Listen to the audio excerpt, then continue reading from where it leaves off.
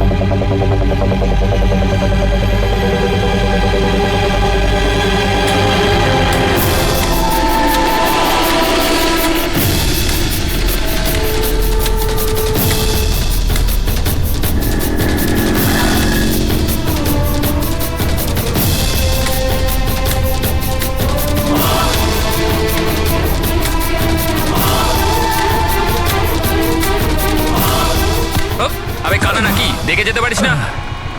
অন্ধই আমি ভাই। আরে ভাই সরি আরে সরি, আমার লাঠি। আমি বুঝতে পারিনি। আপনার এইভাবে বাইরে বেরোনো উচিত নয়, আপনার আঘাত লেগে যেতে পারে তো। ক্ষমা করবেন, আমায় আর একটু সচেতন হতে হবে। ঠিক আছে ঠিক আছে, সাবধানে যাবেন। আগে আগে। আপনি যেতে পারবেন না? আমি ছেড়ে দিয়ে আসবো। না না, আমি চলে যাব। ঠিক আছে। Thank you.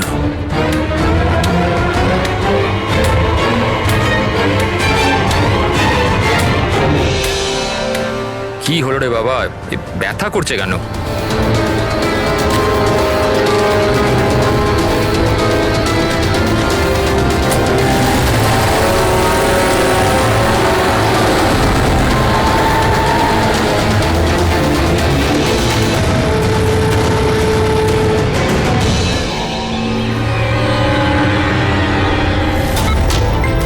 কিচ্ছু হবে না, কিচ্ছু হবে না তোমার। তুমি তুমি তুমি স্থির থাকো।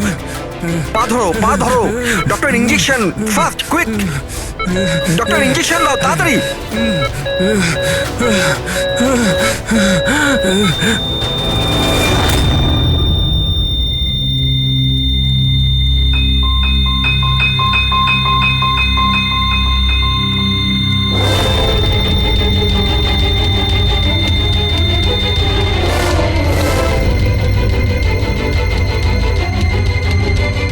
ও মাই গড, হি ইজ ডেড। আর এনার মৃত্যু ন্যাচারালও নয়। এবার কি? আমি জানি প্রিয়া, ইটস এ মার্ডার। আমি ডক্টর সালুখেকে এই কেসের ব্যাপারে সব কিছু বলে দিয়েছিলাম। এতক্ষণও তো উনি ফাইন্ড আউট করেই নিয়েছেন যে রমেনের মৃত্যুর প্রকৃত কারণ কি। বিষ? রমনের মৃত্যু বিষক্রিয়ায় হয়েছে? হ্যাঁ বস, খুব মারাত্মক বিষ। প্রথমে এটা মানুষের মস্তিষ্কে প্রভাব বিস্তার করে। প্রথমে ডিলেরিয়াম, ফটোফোবিয়া, অ্যামিনেশন। তারপরে ওই বিষটা অন্য অঙ্গ প্রত্যঙ্গে প্রভাব বিস্তার করে। বাকি অঙ্গ প্রত্যঙ্গ ধীরে ধীরে কাজ করা বন্ধ করে দেয় আর মানুষের মৃত্যু হয়। ডক্টর সালুখে, এটার কোনো অ্যান্টিডোট হবে নিশ্চয়ই? সব বিষেরই অ্যান্টিডোট হয় ফ্রেডি, কিন্তু সেই জন্যে আমাদের ওই বিষের ব্যাপারে সবকিছু জানা প্রয়োজন। আর বস, এই বিষ খুব সহজে ধরা যায় না। আমাকেও অনেক ধরনের টেস্ট করতে হয়েছে ওই বিষটা আইডেন্টিফাই করতে। স্যার, বীজ দিয়ে মারা আলাদা কথা, কিন্তু এমন বীজ দেওয়া যাতে এইভাবে ছটফট করতে করতে মরবে, এটা কিরকম চমকে যাওয়ার মতো কথা না স্যার? সে যেই হোক এতটাই ঘৃণা করতো রমনকে যে ও ওকে এরকম সাংঘাতিকভাবে মেরে ফেললো। বুঝে উঠতে পারছি না কে হতে পারে, কে হতে পারে। যে কেউ হতে পারে স্যার। স্যার ওই রমেনের জুয়োর নেশা ছিল, ক্রিকেট, রেসকোর্ট, সাট্টা, সব রকমের জুয়া। আর এইসবের চক্করে ওর 5 কোটি টাকার ধার হয়ে গিয়েছিল। 5 কোটি? 5 কোটি? হ্যাঁ স্যার, ওর কাছে হুমকি ভরা মেসেজ এসেছিল। ওর ফোন রেকর্ডে এরকম প্রচুর মেসেজ রয়েছে যেগুলো ওকে বুকিজ আর সাট্টার লোকেরা পাঠিয়েছিল। এই দেখুন। স্যার হতে পারে যে এদের মধ্যেই কারুর হুমকি সত্যি হয়ে গেছে হয়তো। বুঝতে পারছি না, কিন্তু যেভাবে মেরেছে স্যার মনে তো হচ্ছে না কোনো বুকির কাজ এটা। যাই হোক, এদের ডাকতে তো হবেই, দেখা যাক কিছু পাওয়া যায় কিনা। Hello ACP Pradyuman. আচ্ছা, ঠিক আছে।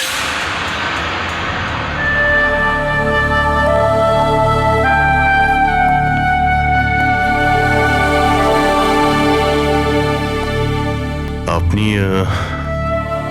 রমেনের খুড়তুতো ভাই হিতেন। হিতেন, কেউ রমনকে খুন করে দিয়েছে। কি মনে হচ্ছে আপনার, কে করেছে? আমি জানি না স্যার। স্যার, খারাপ কাজের খারাপ পরিণাম, একদিন না একদিন তো এটা হতোই। এবার কে করলো, কিভাবে করলো সেটা তো জানি না স্যার, কিন্তু এতজনের সাথে শত্রুতা, এত টাকা ধার, ওদের মধ্যে কেউই হয়তো। স্যার, আচ্ছা, আপনি ছাড়া পরিবারে আর এর কে কে আছে? মা আছে ওর, কিন্তু এখন উনি কোথায় আছেন সেটা আমি জানি না। আচ্ছা ঠিক আছে, আমাদের ইনভেস্টিগেশন এখনো চলছে, তো বডিটা এখন আমাদের কাছেই থাকবে। আপনি আপনার নাম্বারটা ওখানে লিখিয়ে দিয়ে যান, প্রয়োজন পড়লে আপনাকে কল করে নেব। ঠিক আছে স্যার। Thank you.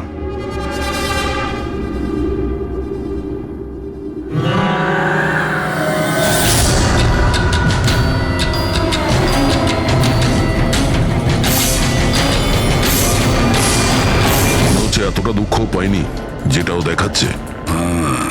বডি নেওয়ার কোনো তাড়াও নেই, যেতে বলার সঙ্গে সঙ্গে চলেও গেল, কিছু জিজ্ঞাসাও করলো না কবে বডি পাওয়া যাবে। গোলমাল আছে, গোলমাল আছে এই হিতেনের মধ্যে, গোলমাল আছে। ওকে দেখে মনে হয় এই কথাটা কনফার্ম করতে যে রমন মারা গেছে কি না। নজর রাখো ওর ওপরে। রমেন, রমেন বাবা, সাবধানে সাবধানে। রমেন কি হলো বাবা? রমেন, ম্যাম আপনি? আমার ছেলে রমেন, রমেনের কি হলো স্যার? কি হলো বাবা, কি হলো? আমি তো তোর অপেক্ষায় ছিলাম যে তুই আসবি আর আমাকে বাড়ি নিয়ে যাবি, কিন্তু তুই এত দূরে চলে গেলি বাবা। আপনি আপনার ছেলে রমনের সাথে থাকতেন না? আগে না স্যার। আপনি? স্যার, আমার নাম মদন। ভগবান, আমাকে কেন রেখে দিলে? আমাকেও তো নিয়ে নিতে পারতে। মা, নিজেকে সামলাও। আর কত কাঁদবে ওই মূর্খটার জন্যে? ও নিজের কর্মের ফল পেয়েছে। না বাবা, এরম বলো না। ও যেমনই ছিল, ছেলে তো ছিল আমার। কেন, কি এমন করেছিল ও ওনার সাথে? উনি ওনাকে বাড়ির বাইরে বার করে দিয়েছিলেন, রাস্তায় একা একা ছেড়ে দিয়েছিলেন। কি কারণে? বলেছিল মা অনেক দিন হয়ে গেছে, বাড়ি বিক্রি করতে হবে, আর আমার খরচ চালানোর মতনও ক্ষমতা ছিল না, এই জন্য আমাকে ছেড়ে দিয়েছিল। আর তারপর কি করতাম স্যার, ঠিক করে দেখতেও পাই না, কোথায় যেতাম আমি? ওই জন্য পড়ে রইলাম ফুটপাতে, ক্ষুধার্ত, তৃষ্ণার্ত, সহায়হীন হয়ে। হয়তো ভগবানের দয়া হয়ে গেছিল, তাই সে দেবদূত পাঠিয়ে দিয়েছিল। তার চেহারা তো দেখতে পাইনি আমি, কিন্তু সে আমায় তার সাথে যেতে বলেছিল, আর আমি তার সাথে চলে গেলাম। একটা ভালো মানুষ আমাকে এর কাছে নিয়ে গেছিল। স্যার, অ্যাকচুয়ালি আমার একটা সংস্থা আছে, সংহতি বৃদ্ধাশ্রম। আমরা ওখানে চেষ্টা করি যে এই ধরনের বয়স্কদের বাড়ির মতো ভালোবাসার সম্মান দেওয়া যায়। ওনাকে আমি বৃদ্ধাশ্রমের গেটে পেয়েছিলাম একটা চিঠি হাতে, যাতে লেখা ছিল ওনার যত্ন নেওয়ার কথা। আর ওই দিন থেকেই সংহতি বৃদ্ধাশ্রম ওনার বাড়ি হয়ে গেছে। আজ সকালে ল্যান্ডলাইনে ফোন এলো যে ওনার ছেলের মৃত্যু হয়ে গেছে। ব্যাস, উনি তখন থেকেই কাঁদছেন। আসলে মা তো আমি আপনাদের কাছে অনুরোধ করছি, এই হত্যাকারীকে ছাড়বেন না স্যার। অবশ্যই শাস্তি দেবেন স্যার, অবশ্যই শাস্তি দেবেন। দেখুন ম্যাম, আমি আপনাকে কথা দিচ্ছি, আমরা রমনের খুনিকে ছাড়বো না, তাকে কঠোর থেকে কঠোরতম শাস্তি দেব। আপনি প্লিজ এই ব্যাপারে ভাববেন না। আপনি নিজেকে সামলে নিন। মদন, তুমি ওনার খেয়াল রেখো। আরো একটা কথা, কোনো কিছুর দরকার যদি আপনাদের পড়ে তাহলে নিশ্চয়ই আমাদের জানাবেন। দারুণ ব্যাপার। সারিকা, হসপিটালের ডক্টরের রিপোর্ট অনুসারে এর হাঁটুতে যে চিহ্নটা পাওয়া গেছে, এটা হয় কোনো অ্যালার্জির আর নয়তো কোনো বিষাক্ত ধরনের পোকামাকড়ের দংশনের চিহ্ন।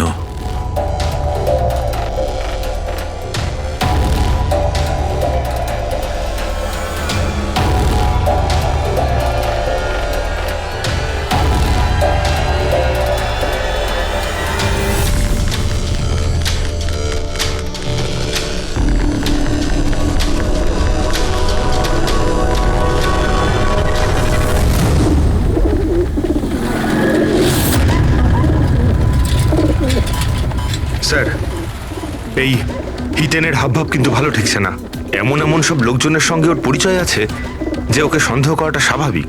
আরও একটা কথা স্যার, কয়েকদিন আগে এই রামানোকে বাড়ি থেকে বের করে দিয়েছিল।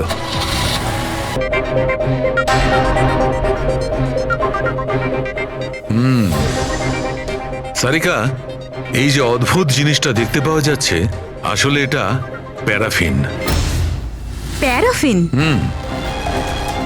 আরে, তার মানে ওই বিষটা ওর থাইতে ইনজেক্ট করা হয়েছিল? করা হয়েছে, ওই বিষটা এর থাইতেই ইনজেক্ট করা হয়েছে। তাহলে মোম কোথা থেকে এলো? মোম কোথা থেকে এলো? সারিকা, এইখান দিয়ে খুনি বিষ ইনজেক্ট করেছে। আসলে এই বিষটা মোম দিয়ে, প্যারাফিন দিয়ে কোটেড ছিল। এই জন্যে এর চামড়াতেও আর এর রক্ততেও প্যারাফিন পাওয়া গেছে। কারণ খুনি চায়নি যে এই বিষটা ওর শরীরে গিয়ে খুব শিগগিরই কাজ শুরু করুক, সেই জন্য ও এটাকে কোট করে দিয়েছে। আর এই যে বিষটা এসকামাইন, এটা একটা বায়ো পয়জন, জৈবিক বিষ। খুনি সেটা মোম দিয়ে কোট করেছে, এর শরীরে ইনজেক্ট করেছে, আর তারপর মোমটা এর শরীরের উত্তাপে গলতে শুরু করে দিয়েছে, আর বিষটা এর শরীরের মধ্যে গিয়ে নিজের কাজ শুরু করে দিয়েছে। তার মানে এই বিষটা কোনো লিকুইড ফর্মে নয়, বরং প্যালেট মানে ছোট গুলির আকারে এর শরীরে প্রবেশ করানো হয়েছিল। এক্স্যাক্টলি।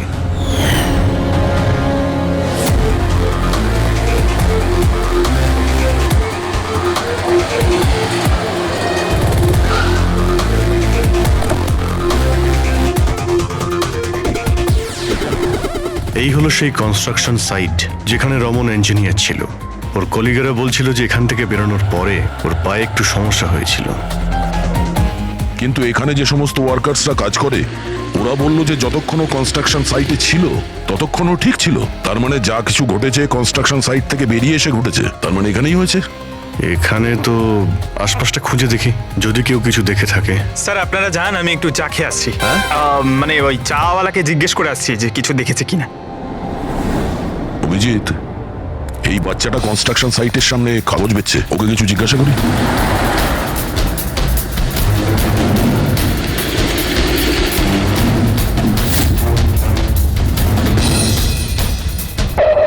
কি নাম বাবা তোমার? চুটকি। ছুটকি। আচ্ছা, তুমি এটা দেখো তো, এটা এই ছবিটা ভালো করে দেখো। দেখো তো তুমি একে চিনতে পারছো কিনা। হ্যাঁ, এই লোকটা তো আমার কাছ থেকে খবর কাগজ কিন্তু 3 দিন ধরে আসছে না। তাহলে 3 দিন আগে তুমি এই আঙ্কেলকে এখানে দেখেছিলে? হ্যাঁ, একটা লোকের সঙ্গে ধাক্কা খেয়েছিল, ওনার চোটও লেগেছিল। ওই লোকটা কেমন অদ্ভুত ছিল। অদ্ভুত? অদ্ভুত মানে? আবে অন্ধ নাকি, দেখে যেতে পারিস না? অন্ধ আমি ভাই।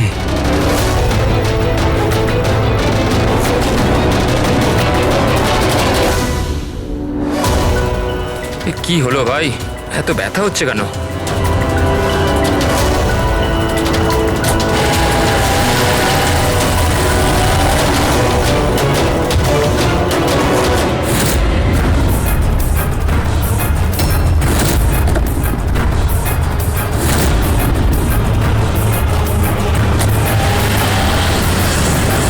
মানে ও অন্ধ ছিল না, ওই হামলা করেছিল রমনের ওপর।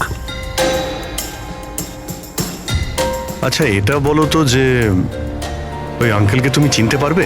তুমি কি ওকে ঠিক করে দেখেছিলে? না।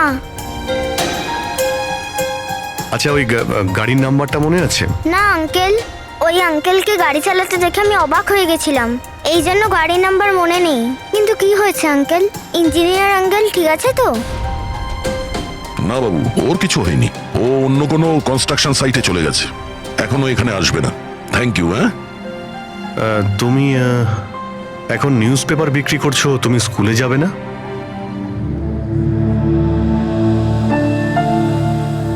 কি ব্যাপার? হ্যাঁ, স্কুল তো যাওয়া উচিত। আর তুমি তো খুবই ইন্টেলিজেন্ট মেয়ে। অ্যাকচুয়ালি প্রত্যেক বাচ্চারই স্কুলে যাওয়া উচিত, আর তোমারও যাওয়া উচিত। কিন্তু স্কুল যাওয়ার জন্য অনেক টাকা দরকার না আঙ্কেল? আমার কাছে টাকা নেই। বাবু যদি তোমার পয়সা দিতে না হয় তাহলে তুমি স্কুলে যাবে? হ্যাঁ আঙ্কেল, আমি নিশ্চয়ই যাব, আমার পড়তে খুব ভালো লাগে।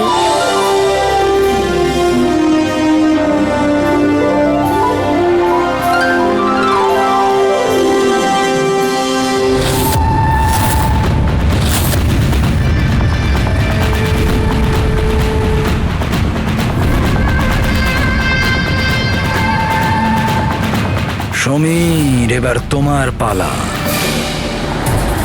হ্যাঁ বলো। ভাই তুমি একবারে বুঝতে পারো না নাকি? দেখো আমি তোমায় আগেই বলেছি, তুমি যা খুশি করো, আমি ওই ফালতু জায়গার জন্য একটা টাকাও খরচ করব না।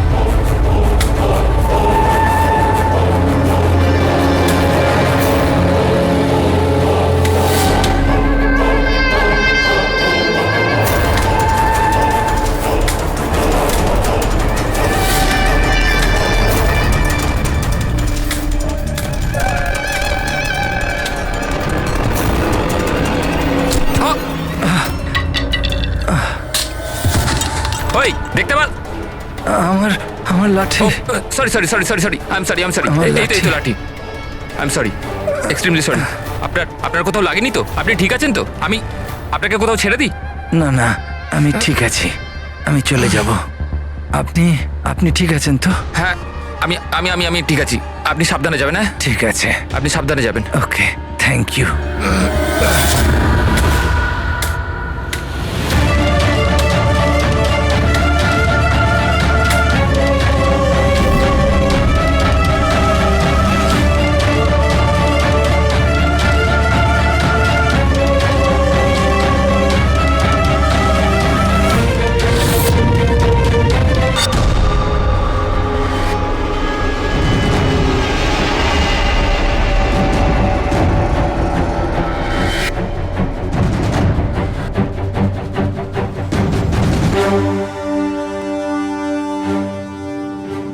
শাহরুখে, কি জানতে পারলে?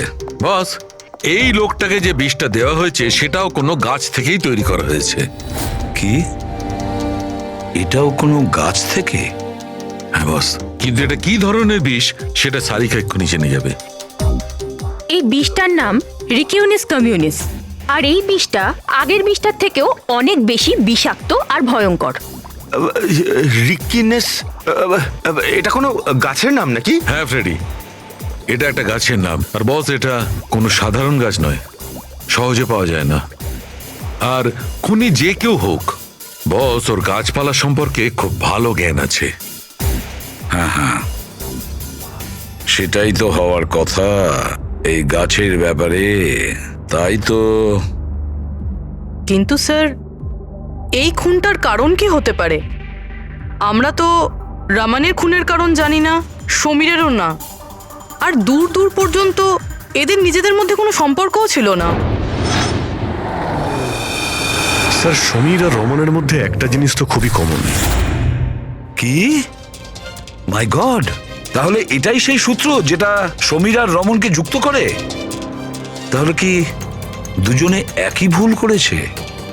হ্যাঁ স্যার, রমনের মতো সমীরও তার বুড়ো ক্যান্সার আক্রান্ত বাবাকে বাড়ি থেকে বের করে দিয়েছিল। ওদের ব্যাপারে জিজ্ঞাসাবাদ করতে গিয়ে আমাদের এমন একজনের সঙ্গে আলাপ হয়, যিনি সমীরের বাবাকে খুঁজতে সাহায্য করলেন আর এই কেসটার একটা দিকও খুলে দিলেন। সে কে? স্যার, ইনি doctor Dinesh, hello sir. Cancer সেন্টারের এইচওটি। সমীরের বাবার চিকিৎসা উনিই করছিলেন। ডক্টর দীনেশ, একটা কথা আমাকে বোঝান। সমীর যখন তার বাবাকে বাড়ি থেকে বের করে দেয়, তাহলে সমীরের বাবা, মানে বলতে চাইছি সমীরের বাবা আপনার ওখানে কিভাবে পৌঁছলো ক্যান্সার সেন্টারে? কেউ ওনাকে হাসপাতাল পৌঁছে দিয়েছিলেন। আমি হাসপাতাল পৌঁছেছিলাম যখন আমি ওনাকে দেখলাম একটা চেয়ারে বসে কিছু বিড়বিড় করছিলেন, হাতে একটা খাম ছিল। আমি জিজ্ঞেস করলাম, আপনি কে? কিন্তু উনি কিছু মনে করতে পারলেন না। আমি ওনার হাত থেকে খামটা নিলাম। টাকা ছাড়াও একটা চিঠিও ছিল, তাতে লেখা ছিল উনি ক্যান্সারের পেশেন্ট, আর আমরা যাতে ওনাকে এখানে ভর্তি করিয়ে চিকিৎসা শুরু করি। অ্যাডমিশনের জন্য যে টাকাটা লাগবে সেটা খামের মধ্যে আছে, আর চিকিৎসার যা খরচ সেটা হাসপাতালের অ্যাকাউন্টে ট্রান্সফার হয়ে যাবে। ওনার বয়স আর অবস্থা দেখে আমি ওনাকে অ্যাডমিট তো করে নিলাম, কিন্তু আমি চিন্তায় ছিলাম যদি টাকাটা না পাওয়া যায়। কিন্তু ভগবানের অনেক কৃপা, পরের দিনই চিকিৎসার সমস্ত টাকা 10 লাখ টাকা হাসপাতালের অ্যাকাউন্টে ট্রান্সফার হয়ে গেছিল। 10 লাখ টাকা? কে কি ট্রান্সফার করেছে? স্যার 100% খুনই করেছে। স্যার ব্যাংক ডিটেলস থেকে জানতে পারবো? জানতে পারা গেছে অ্যাকচুয়ালি টাকাটা সমীরের ওয়াইফ রত্না দিয়েছিল। এইসব আমার ভুল স্যার। আমার জন্য সমীরের প্রাণ চলে গেল। আমি ওকে বলেছিলাম বাবার দেখাশোনার জন্য খুব প্রবলেম হচ্ছিল, আর সব সম্পত্তি আর সব আমাদের নামে হয়ে গিয়েছিল। তাই আমি সমীরকে বলে বাবাকে বাড়ি থেকে বের করে দিয়েছি। লজ্জা হয় না তোমার? সমীরের বাবা তোমারও বাবার মতনই, তাকেই বাড়ি থেকে বের করে দিলে। তাহলে এসব করার পরেও ওনার ট্রিটমেন্টের জন্য 10 লাখ টাকা কেন দিলেন? আমাকে কেউ হুমকি দিয়েছিল স্যার, যে বাবার চিকিৎসার জন্য 10 লাখ টাকা না দিলে ও সমীরকে আর আমাকে মেরে দেবে। স্যার আমি ওনাদের 10 লাখ টাকা দিয়ে দিয়েছি, তাও ওরা সমীরকে মেরে ফেললো। আর আর এখনো বলেছে যে প্রতি মাসে বাবার চিকিৎসার জন্য 50,000 টাকা না দিলে ও আমাকেও মেরে ফেলবে। কারোর উপর সন্দেহ আছে তোমার? না। ওর ব্যাপারে কিছু মনে আছে? ওর গলার স্বর, কথা বলার ধরন? কিচ্ছু মনে নেই স্যার, প্লিজ আমাকে বাঁচিয়ে নিন স্যার। আমি মরতে চাই না স্যার, আমি বাবাকে বাড়ি নিয়ে আসবো। আমি এখন থেকে ওনার সব সময় দেখাশুনো করব, ওনার কোনো কষ্ট হবে না স্যার। প্লিজ আমাকে বাঁচিয়ে পাবেন নিন না। Sir, please. আপনার কিচ্ছু হতে দেব না, কেমন? পুরবিয়া কাজ করো, যে নাম্বার থেকে ওকে হুমকি দেওয়া হতো সে নাম্বারটা নাও আর দেখো কোথাকার। আপনি যান। চলুন।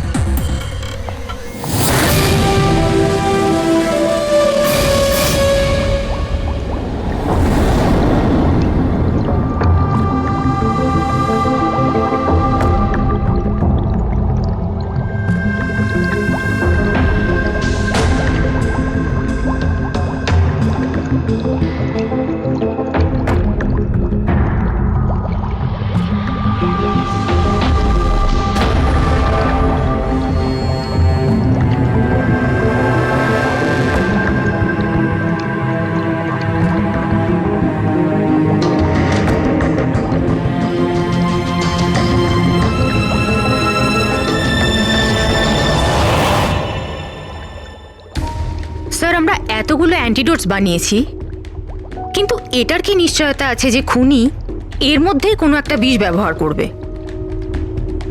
এবার আর যাই করি, আমরা খুনির মাথার ভেতরে তো আর ঢুকতে পারবো না। তোমার কথাটা একদম ঠিকই সারিকা, কিন্তু একটা কথা ভাবো, খুনি এই গাছগুলো থেকে বিষ বার করে ব্যবহার করছে। এই গাছগুলো থেকে আগেরটা থেকে আরো বেশি বিষাক্ত প্রত্যেকবার। আমাদের সবসময় প্রস্তুত থাকতে হবে। জানি না পরের বার কোন ধরনের গাছের বিষ কাকে প্রয়োগ করবে, জানি না কার ওপর, কবে, কখন, কোথায়, কোন ধরনের গাছের জানা নেই।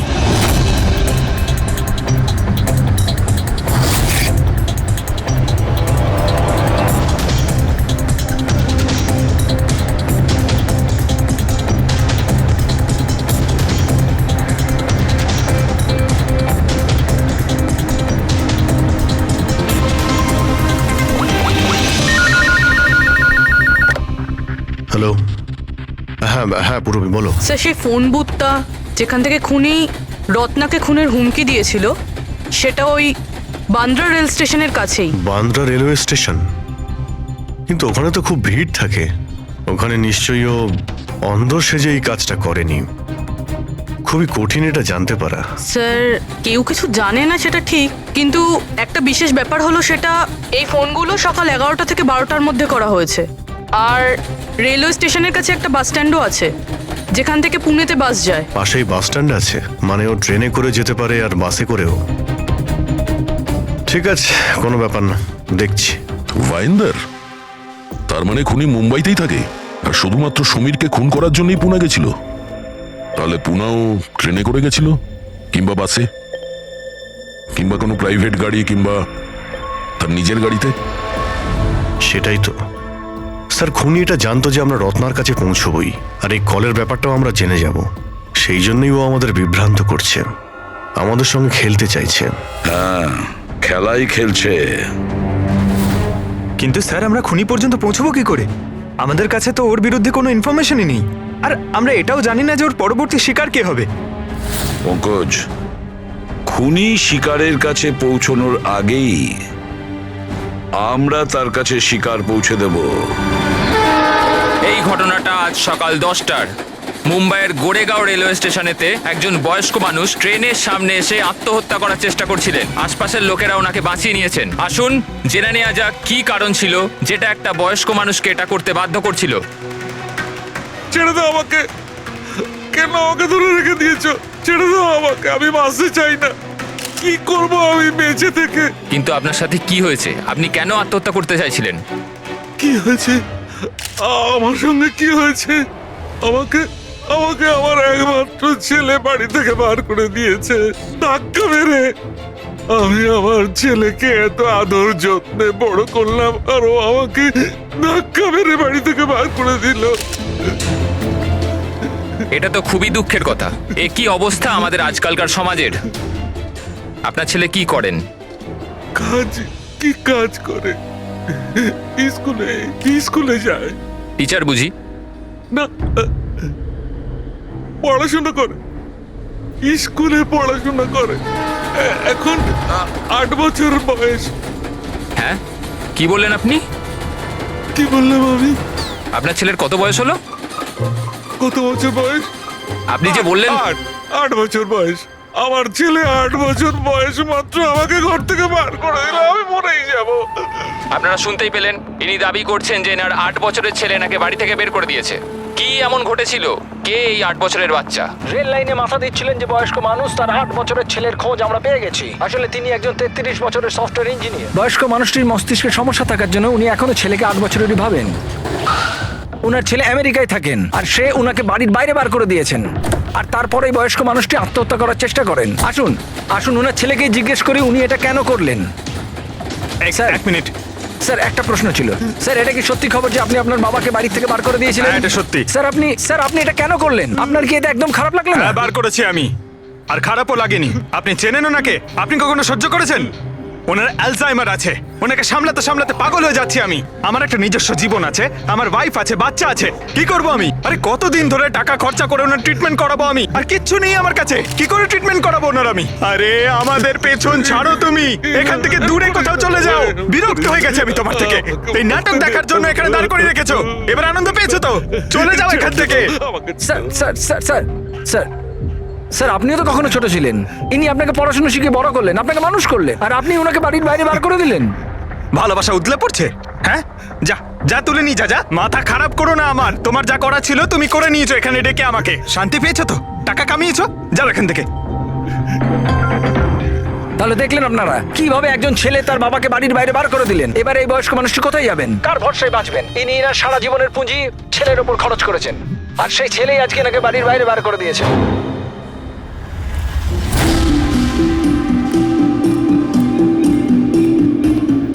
সুন্দর সুন্দর বেলুন আছে, বাড়ির বাচ্চাদের জন্য নিয়ে যান। বেলুনওয়ালা এসে গেছে, বেলুনওয়ালা। এই যে ম্যাডাম, বেলুন বেলুন নিয়ে নিন, নিয়ে যান। হ্যালো, বেলুন বলবেন বেলুনওয়ালা। বেলুন বেলুন নিয়ে যান, বেলুন। বেলুন নেবে নাকি বাবা? বেলুন নিয়ে যাও। নেবে বেলুন? বেলুন, বেলুনওয়ালা বেলুন, বেলুন নিয়ে যান।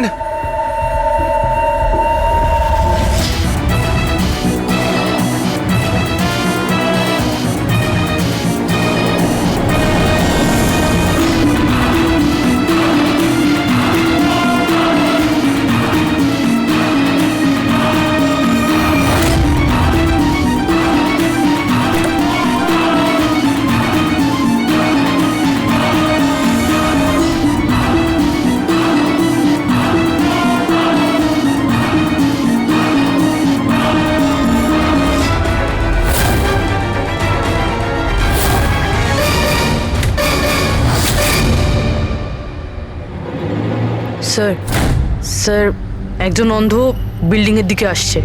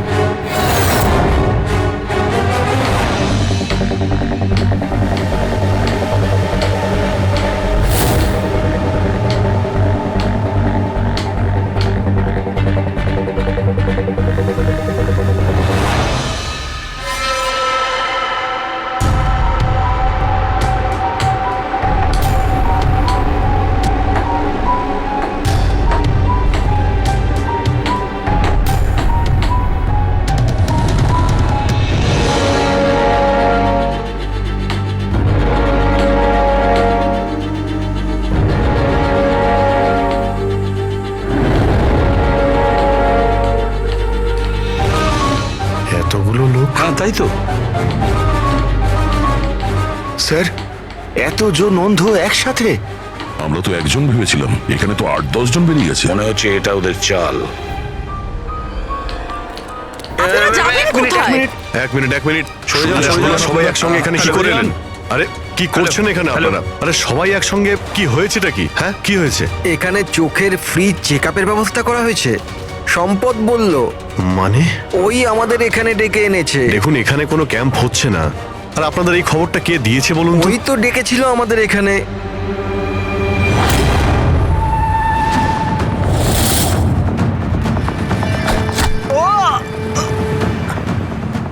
পঙ্কজ পঙ্কজ পঙ্কজ পঙ্কজ, আরে ওই তো ধরো ওকে।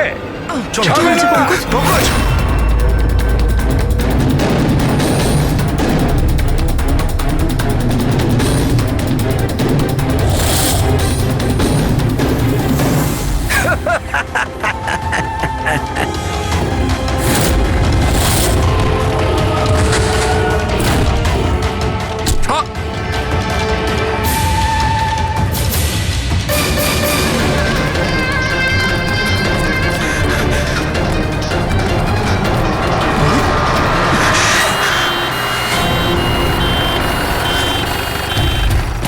এসো এসো, তাড়াতাড়ি এসো। পঙ্কজ, তোর কিচ্ছু হবে না। কিচ্ছু হবে না। পঙ্কজ একে অ্যাম্বুলেন্সে নিয়ে যাও।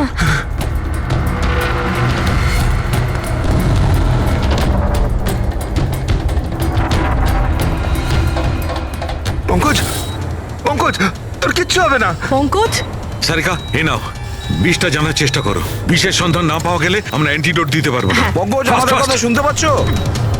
পঙ্কজ, ও শুনতে পাচ্ছে না, ওকে ঘুমোতে দিও না। আই উইশ আমাদের কাছে অ্যান্টিডোজটা আছে, না হলে ওকে আমাদের হসপিটালে নিয়ে যেতে হবে।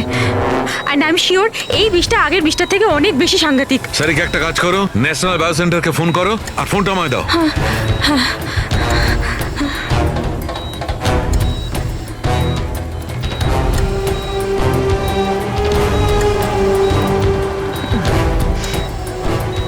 Pankaj, don't worry Pankaj.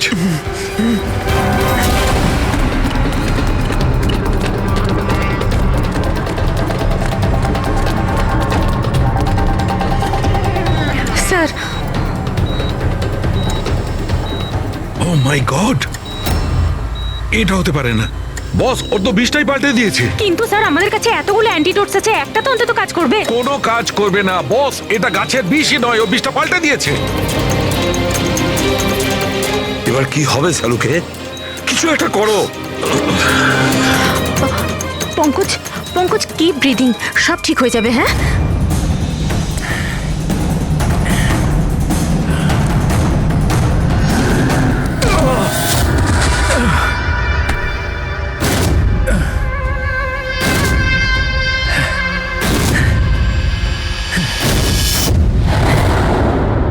Sir আমার নাম মদন।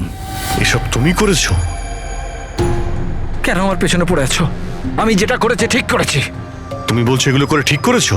আমি শুধু খারাপ লোকেদের শাস্তি দিয়েছি। যারা নিজেদের বাবা মায়ের খেয়াল রাখে না, তাদের বেঁচে থাকার কোনো অধিকার নেই। যখন আমার মায়ের মৃত্যু হয়েছিল, আমার দুনিয়া শেষ হয়ে গেছিল। ওই সময় তখন থেকেই আমি এই সংহতি বৃদ্ধাশ্রমে শুরু করেছি। স্যার, ওখানে যত বয়স্ক বাবা মা আসেন না, সব তাদের সন্তানের কাছে অত্যাচারিত। এটা দেখে আমার মাথায় রক্ত উঠে যায়। আমি সেই সময় সিদ্ধান্ত নিই যে এই সবগুলোকে আমি শাস্তি দেব। সেই জন্য এদের মেরে দিই। আমি কি ভুল করেছি? আমি কিছু করুন স্যার, কিছু করুন স্যার। কিচ্ছু করতে পারবো না যতক্ষণ না ওই বিষটা কম্পোজিশন জানতে পারছি ফ্রেডি। আমরা কিচ্ছু করতে পারবো না। যদি ভুল অ্যান্টিডোট দেওয়া হয় তাহলে আরো বেশি ক্ষতি হবে ভাই। স্যার, স্যার পঙ্কজের অবস্থা তো খারাপ হচ্ছে আরো। স্যার পালস পড়ে যাচ্ছে, হসপিটাল নিয়ে যেতে হবে। হসপিটালে কিচ্ছু হবে না, আমাদের এত সময় নেই টেস্ট করার মতো। যতক্ষণ না এই বিষটার অ্যান্টিডোট পাচ্ছি। পঙ্কজ, হ্যালো, হ্যাঁ স্যার, হ্যাঁ স্যার, ধরা পড়েছে স্যার। খুনি মদন। হ্যাঁ, বিষ। হ্যাঁ আমি জানছি স্যার। কখনো জানতে পারবে না তোমরা, কখনো জানতে পারবে না তোমরা। ওরা শাস্তি পাবে, ওরা শাস্তি পাবে।